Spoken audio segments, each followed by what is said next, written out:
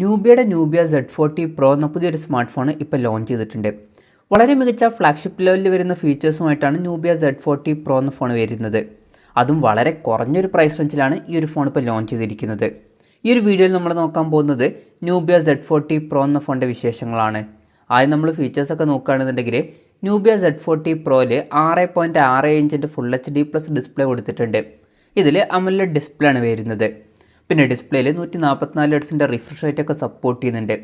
10 bit display ആണ് ഈ ഫോണിൽ കൊടുത്തിരിക്കുന്നത്. പിന്നെ ഈ ഫോണിൽ കർവ്ഡ് ആയിട്ടുള്ള ഡിസ്പ്ലേ വരുന്നുണ്ട്. പഞ്ചോൾ ഡിസ്പ്ലേ ഈ ഫോണിൽ വരുന്നുണ്ട്. പഞ്ചോൾ വരുന്നത് ടോപ്പ് സെൻറ്റർ ഭാഗത്തായിട്ടാണ്. പിന്നെ ഫോണിൻ്റെ പീക്ക് ബ്രൈറ്റ്നസ് വരുന്നത് 1000 നിറ്റ്സ് ആണ്. അപ്പോൾ അത്യാവശ്യം തിരക്കേടില്ലാത്ത നല്ല ഡിസ്പ്ലേ ഫീച്ചേഴ്സൊക്കെ ഈ ഫോണിൽ കൊടുത്തിട്ടുണ്ട്. പിന്നെ ഈ ഫോണിൽ ഇൻ ഡിസ്പ്ലേ ഫിംഗർ പ്രിൻറ്റ് സെൻസറാണ് വരുന്നത്. ഫോണിൻ്റെ വെയിറ്റ് വരുന്നത് ഏകദേശം 199 ഗ്രാമാണ്.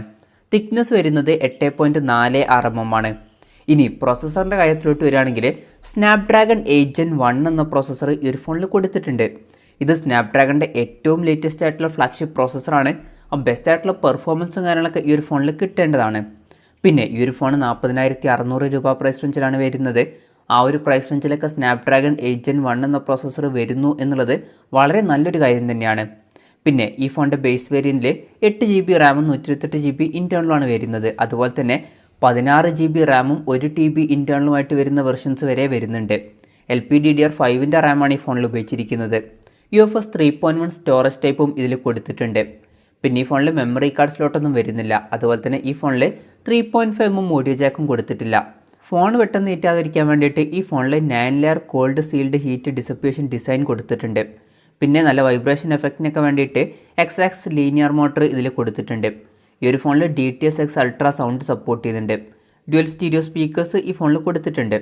പിന്നെ ആൻഡ്രോയിഡ് 12 ബേസ്ഡ് ആയിട്ടുള്ള MyOS സോഫ്റ്റ്വെയറുമായിട്ടാണ് ഈ ഒരു ഫോൺ വരുന്നത്. ക്യാമറയുടെ കാര്യം പറയുകയാണെങ്കിൽ ഫോണിൻ്റെ പിന്നിൽ ട്രിപ്പിൾ ക്യാമറ സെറ്റപ്പ് കൊടുത്തിട്ടുണ്ട്.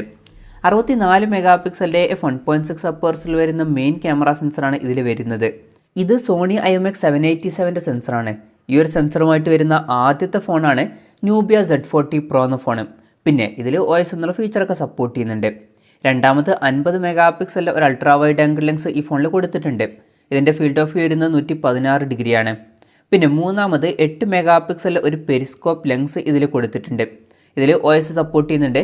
അതുപോലെ തന്നെ 5x ഒപ്റ്റിക്കൽ സൂമും ഇതിൽ സപ്പോർട്ട് ചെയ്യുന്നുണ്ട്. ഫ്രണ്ടിൽ 16 മെഗാ പിക്സലിലെ സെൽഫി ക്യാമറയാണ് വരുന്നത്. അപ്പം ക്യാമറയുടെ ഫീച്ചേഴ്സ് നോക്കുകയാണെന്നുണ്ടെങ്കിലും ഫ്ലാഗ്ഷിപ്പ് ലെവലിൽ വരുന്ന ക്യാമറ ഫീച്ചേഴ്സൊക്കെ തന്നെയാണ് ഈ ഒരു ഫോണിലും കൊടുത്തിരിക്കുന്നത്. പിന്നെ ഈ ഫോണിൽ 5000 mAh ബാറ്ററി വരുന്നുണ്ട്.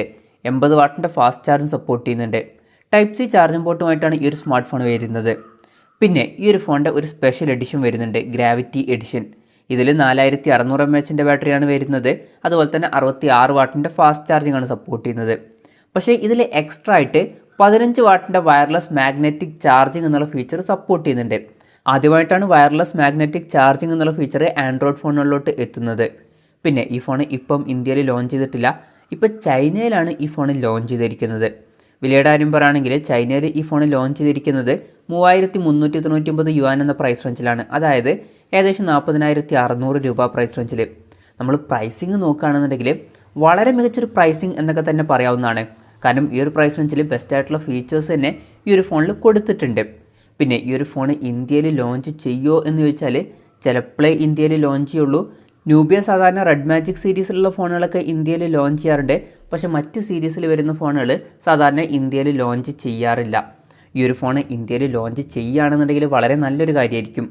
പിന്നെ ഈ ഫോൺ ചിലപ്പം ഗൾഫ് രാജ്യങ്ങളിലൊക്കെ ലോഞ്ച് ചെയ്യാൻ ചാൻസ് ഉണ്ട്. Nubiaയുടെ മറ്റ് സീരീസിൽ വരുന്ന ഫോണുകളൊക്കെ ഗൾഫ് രാജ്യങ്ങളിൽ ലോഞ്ച് ചെയ്യാറുണ്ട്.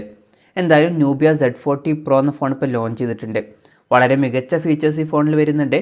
വളരെ കുറഞ്ഞൊരു പ്രൈസ് റേഞ്ചിൽ തന്നെയാണ് ഈ ഒരു ഫോൺ വരുന്നത്. എന്തായാലും ഈ ഒരു ഫോണിനെ പറ്റിയിട്ടുള്ള നിങ്ങളുടെ അഭിപ്രായം ജസ്റ്റ് ഒന്ന് കമൻറ്റ് ചെയ്യുക.